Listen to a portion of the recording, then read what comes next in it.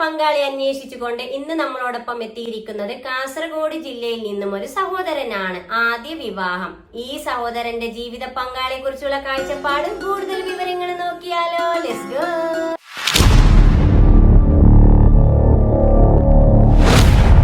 നിങ്ങൾക്ക് നല്ലൊരു ജീവിത പങ്കാളി, ഞങ്ങൾക്കതിലേറെ സന്തോഷം.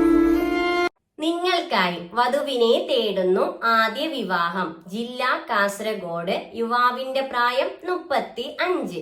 ഉയരം 177 സെന്റിമീറ്റർ. വെയിറ്റ് വരുന്നത് 75. നിറം ഫെയർ ആണ്. അതോടൊപ്പം പറഞ്ഞിരിക്കുകയാണ് കാണാൻ ഭംഗിയുണ്ടെന്ന് പറഞ്ഞിട്ടുണ്ട്. വിദ്യാഭ്യാസ യോഗ്യത +2. മതപരം 5ാം ക്ലാസ്. നിലവിലുള്ള ജോലി കൊച്ചിയിൽ ഒരു കമ്പനിയിൽ സ്റ്റാഫായി വർക്ക് ചെയ്യുന്നു. സാമ്പത്തികം മിഡിൽ ക്ലാസ്. പങ്കാളിയെ കുറിച്ചുള്ള കാഴ്ചപ്പാടിൽ പറഞ്ഞിരിക്കുന്നത് എന്താണെന്ന് നോക്കാം.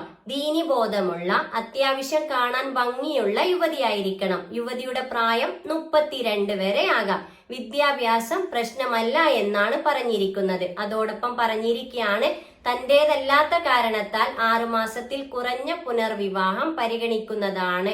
മറ്റു ഡിമാൻഡുകളൊന്നുമില്ല. ഒരു കാര്യം കൂടി എടുത്തു പറഞ്ഞിരിക്കുകയാണ്, വിവാഹശേഷം വരന്റെ വീട്ടിൽ താമസിക്കണമെന്ന് നിർബന്ധമില്ല. ജോലി സ്ഥലത്ത് താമസിക്കാവുന്നതാണ്. മറ്റു ഡിമാൻഡുകളൊന്നുമില്ല. പരിഗണിക്കുന്ന ജില്ല കാസർഗോഡ്, കണ്ണൂര്, കോഴിക്കോട്.